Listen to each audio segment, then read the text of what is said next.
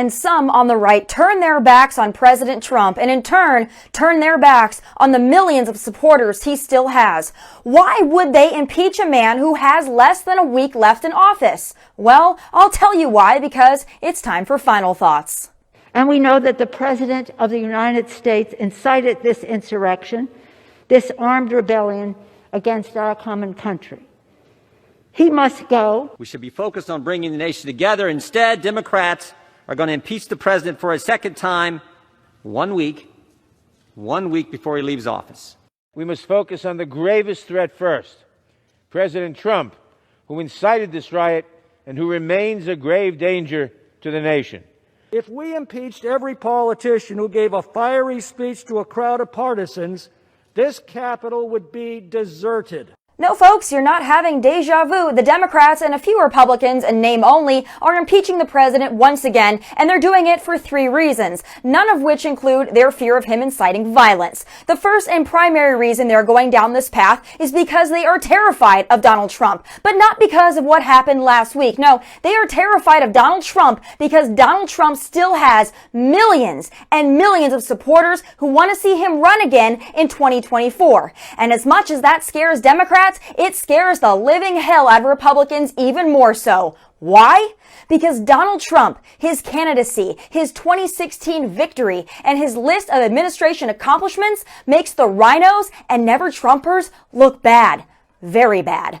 He wasn't and never has been beholden to the swamp, the special interests, or the Republican establishment, the good old boys club, and they hate that. See, it's a lot harder to be a crooked and slimy politician when the man in the White House doesn't play that game. He doesn't need the money, the favors, or the cushy post-elected office job. The swamp GOP members, yeah, they do. They live in a delusional world where they truly believe if they get rid of Trump, the party will be able to go back to the way it was before. Well, sorry to burst your bubble, but it ain't gonna happen.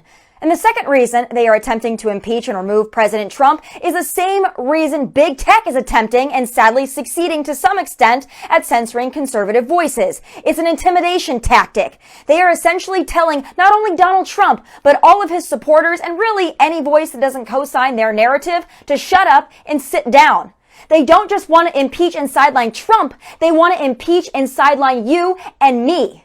They don't want us to talk about voter fraud, election integrity, or poke any holes whatsoever in their socialist and slimy agenda. Sorry, too bad, too sad. People like me will never stop. And finally, the third reason they are attempting to impeach and remove President Trump is because they do not have anything better to do. Does that mean there aren't big and important issues to tackle? Well, I think we all know there are. But the Democrats don't want to do that. They never have. They spent 4+ years dedicated to going after and obstructing Donald Trump. And now that they've got their wish and have their puppet Joe Biden, they don't know what to do. They have a long socialist wish list, but that wish list is and always has been really hard to sell to the American people. So what will they focus on for as long as possible? Going after Trump even after he's left office. Priorities, am I right? Truth is, these DC Beltway snobs have completely lost touch with the very Americans, the forgotten Americans, Donald Trump not only recognized, but fought for every single day of his term. The farmers and ranchers, truck drivers, factory and blue-collar workers, the men and women of the U.S. military, our first responders, and of course, law enforcement officers.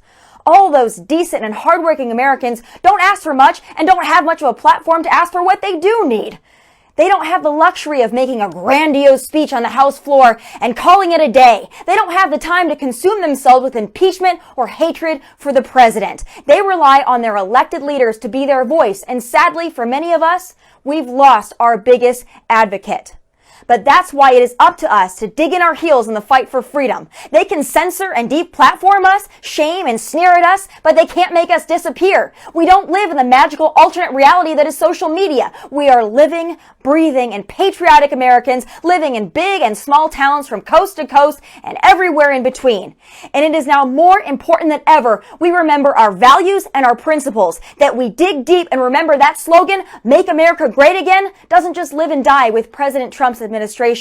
It's within us all, or at least those of us who are brave and bold enough to find it. We will grow this movement with love, peace, and patriotism, so let's go.